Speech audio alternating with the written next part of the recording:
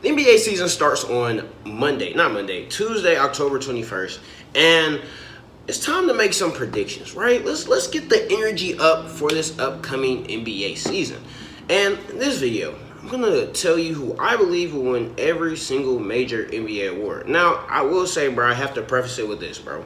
I'm not gonna go 100 from the field. As you know, I know I got a little sauce on the come, this little prediction type thing, but unfortunately, I cannot go 100% from the field because so many things can happen this upcoming season with the MVP race, with the Sixth Man of the Year race. Like, it's so many awards this season that are up in the air, which is a good thing. It's a good thing because that means there's parity and actual competition in the league.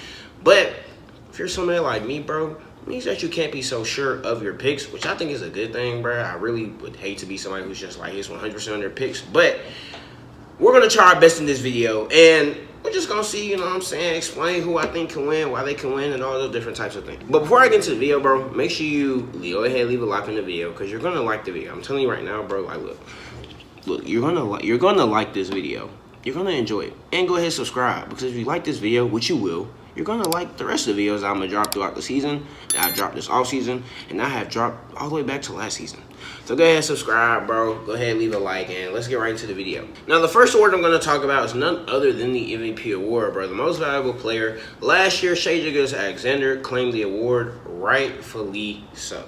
Shai Gilgeous-Alexander undoubtedly had a legendary season. I mean, just even if we're not talking about like the postseason stats, bro, 30-point per game scorer, leader of the #1 seed in the NBA, ridiculously efficient from the mid-range. I think he shot a higher percentage. Either he shot a higher or he shot around the same percentage for mid-range that Shaq shot in the paint during his MVP season in 2000. Do you know how insane it is for a guard, really for anybody, but for a guard to shoot that well from the mid-range? Ridiculously efficient, and we saw that continue to the postseason, where he claims conference finals MVP, where he claims the NBA finals, where he claims NBA finals MVP. All rightfully deserved, but he will not repeat. I repeat, bro. Shai Gilgeous-Alexander is not going to repeat as a champion, bro. I mean, not as a champion, as the MVP, bro. And it's quite simple because of voter fatigue. I mean, unless Shai just has an out-of-world season, I just don't think he's going to repeat as an MVP. And I honestly think some of the other guys I have right here kind of have more potential to win. The first guy who, honestly, if I had to put money on it, who I think is going to win, probably be Nikola Jokic. Nikola Jokic, the Rockets are revamped. They have not a whole new roster, but they have a bunch of pieces that are around him, which are, one could argue, are some of the best pieces around him, like in his entire career. In his entire career, these are probably some of the best pieces he had around him with Cam Johnson, Jamal Murray, all these different types of guys. Finally has them on his team. So that kind of inclines me to think that Nikola Jokic is going to be having his way this season, and the Rockets are going to be a top seed, which he has already been playing pretty well the past couple of seasons, but the Rockets record just did not match. I mean, not the Rockets, the Nuggets record just did not match up. So, I mean, this year I think they're going to have the record and they're going to have the team, and Jokic is going to have the stats. Now, there are two players who I think he should be worried about. Outside of Shai, outside of Luka, Giannis is the player I will really look out for. Giannis and Jokic, and even Luka to a certain extent, I think Giannis and Luka are the two guys Jokic should have to look out for, bro.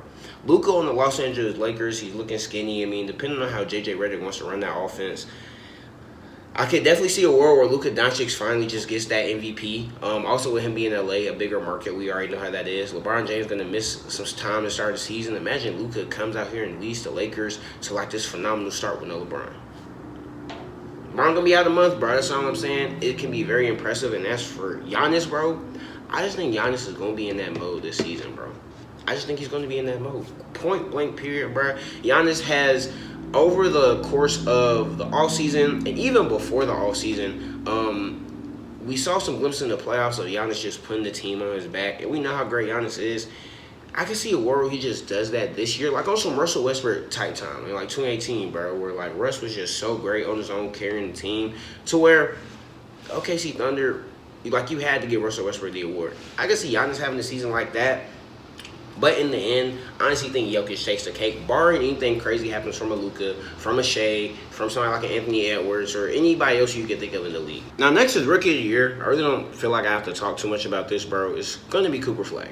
Barring, and knock on wood, bro, barring anything detrimental or unfortunate happens to Cooper Flag this season, he's going to take home that Rookie of the Year, bro. I think he's not just like based off of name value. I genuinely think he's the best rookie in this class, and he's going to have the best season out of all these guys. And he probably has a better opportunity than a lot of these guys on the list. Like, I look like a Dylan Harper. Dylan Harper's going to be a backup to the Aaron Fox. I look at the VJ Edgecombe. I mean, he still has to share the pill with somebody like a Tyrese Maxey and a Jared McCain. I see somebody like a Ace Bailey. I just don't see them, especially with Ace. Like, I love Ace, you know what I'm saying? I'm supporting him, but I just don't see any of these guys maximizing their opportunity to the same extent that Cooper is going to. And I don't see them having the same opportunity that Cooper's going to have, especially with, like, AD's going to be back, but Kyrie's going to be out. Like, I just can't see it.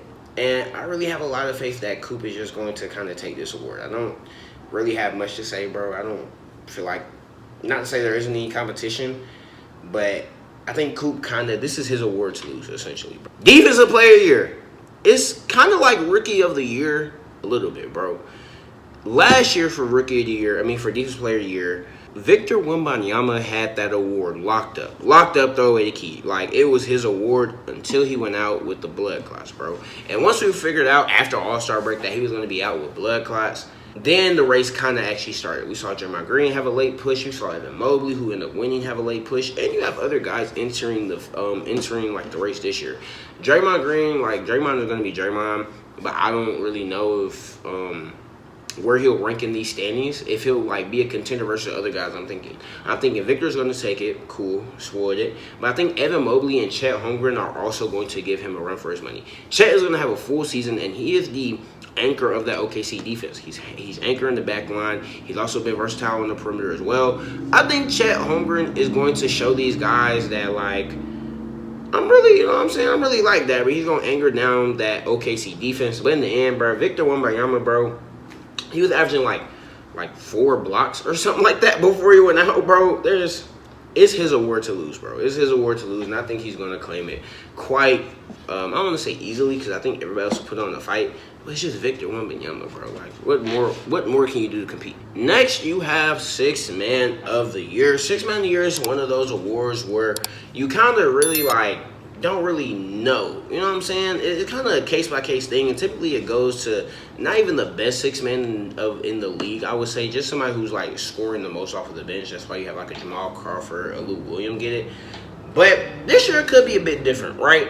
I think after last year, seeing OKC's run in the playoffs, Alex Caruso seems like the obvious favorite. I've been looking on ESPN. I've been looking at all these different type of places. Alex Caruso is the favorite for this award, and not to say he can't win it, but a guy like Naz Reid and whoever is going to be the sixth man on the Atlanta Hawks, I think they can give him serious competition, bro.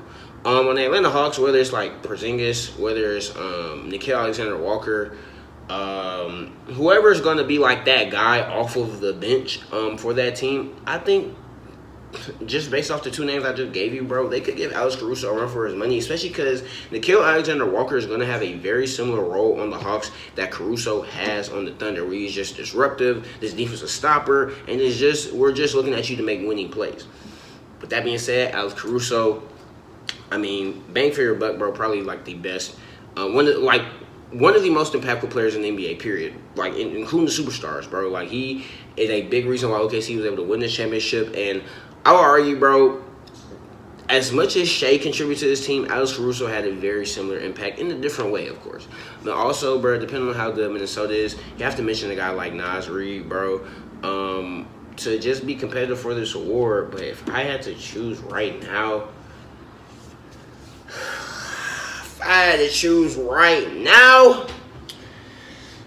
dang, I don't want to take Alex Caruso because he is the favorite, but I feel like with him being the favorite, bro, it's kind of his award to lose, bro. I feel like he's just going to, be very impactful, and he's going to win. I can't really, I don't know, I'm looking, and I don't really see anybody else who could really, compete.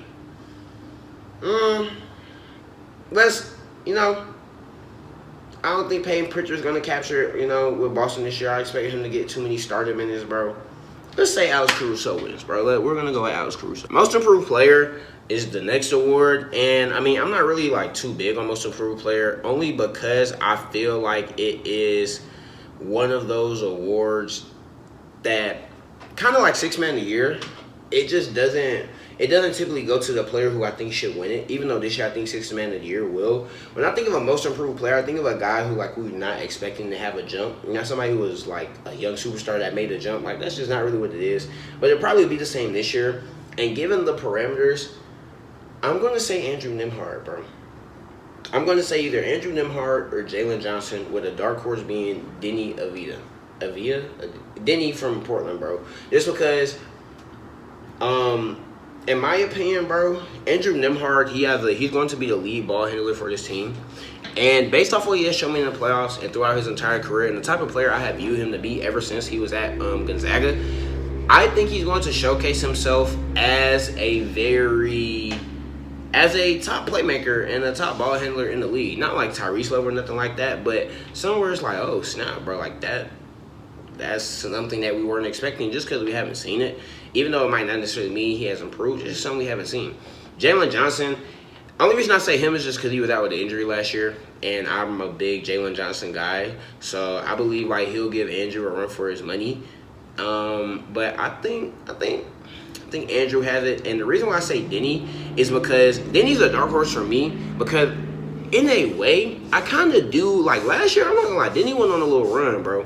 Deni went on a little run like towards the end of the season to where he was looking like Luka Doncic damn near from that Portland team. So I can see like if he can kind of not obviously be like to that level, but maintain the same level of success that he had like towards last season, bring into this season. He's just somebody like if I heard his name like Deni Avdija, one most improved player, like Portland makes, let's say like the play-in or something like that, and it's because of Deni.